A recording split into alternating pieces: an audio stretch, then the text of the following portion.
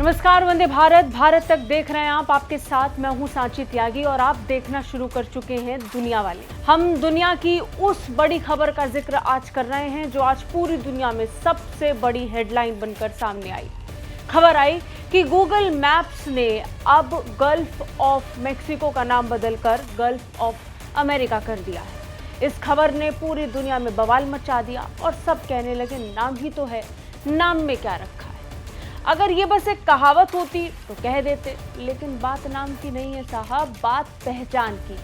कहते हैं किसी व्यक्ति का नाम सिर्फ उसे बुलाने के लिए होता है, लेकिन नाम से जुड़ी कुछ बातों को नजरअंदाज कैसे ही कर सकते हैं। नाम व्यक्ति की पहचान होता है।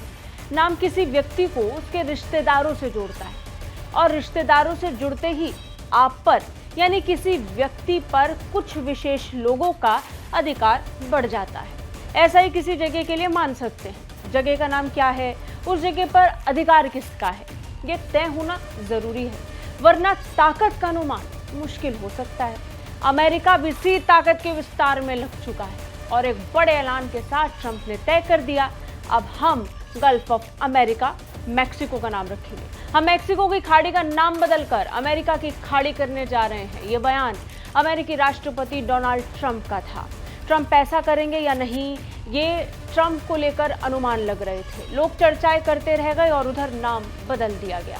आज की तारीख में गल्फ ऑफ मैक्सिको अब गल्फ ऑफ अमेरिका हो चुका है। कम से कम ट्रंप के अमेरिका के लिए तो सच यही है। और अब तो गूगल मैप्स ने भी इस पर फाइनल स्टैंप लगा दिया है।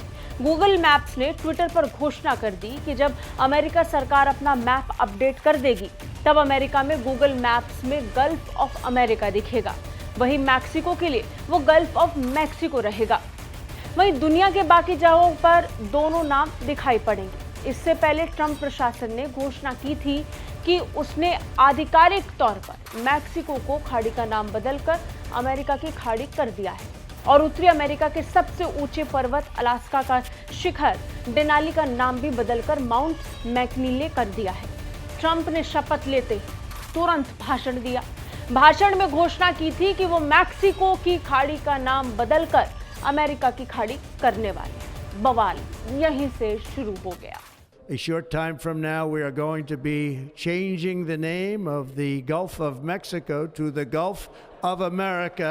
ट्रंप के इस बयान के बाद सवाल उठे कि क्या ट्रंप सच में ऐसा कर सकते हैं। अब यहाँ ये जानना जरूरी है कि दुनिया में ऐसा कोई अंतर्राष्ट्रीय समझौता या प्रोटोकॉल नहीं है जिसमें क्षेत्र का नाम बदल सके या इसे नियंत्रित कर सके, बल्कि नामों पर अंतिम निर्णय लेने वाला कोई आधिकारिक वैश्विक निकाय भी नहीं है। ऐसे में नाम बदलने का ये फैसला सभी देशों का खुद का हो सकता है और उसे माने या नहीं, ये भी दुनिया के बाकी देश खुद तय करेंगे। लेकिन अंतर्राष्ट्रीय हाइड्रोग्राफिक संगठन एकलौता ऐसा संगठन है जो समुद्री नामों को मान्यता देने और विवादों में मध्यस्थता करने का काम करता है। गार्जियन की एक रिपोर्ट के मुताबिक अंतर्राष्ट्रीय दस्तावेजों में खाड़ी का नाम बदला जा सकता है, लेकिन बाकी देश इसे मानेंगे या नहीं, ये उनकी स्वतंत्रता है। वहीं ट्रंप के नाम बदलने की नीति का मैक्सिको में विरोध हो रहा है। मैक्सिको इसे एक तरफा फैसला बता रहा है। मैक्सिकन राष्ट्रपति क्लाउडिया शिनबाम ने कहा, ट्रंप कहते हैं कि वो इसे अपने महाद्वीपीय शेल्फ पर अमेरिका की खाड़ी कहेंगे। हमारे लिए अभी भी मैक्सिको की खाड़ी है और पूरी दुनिया के लिए ये अभी भी मैक्सिको की खाड़ी ही है।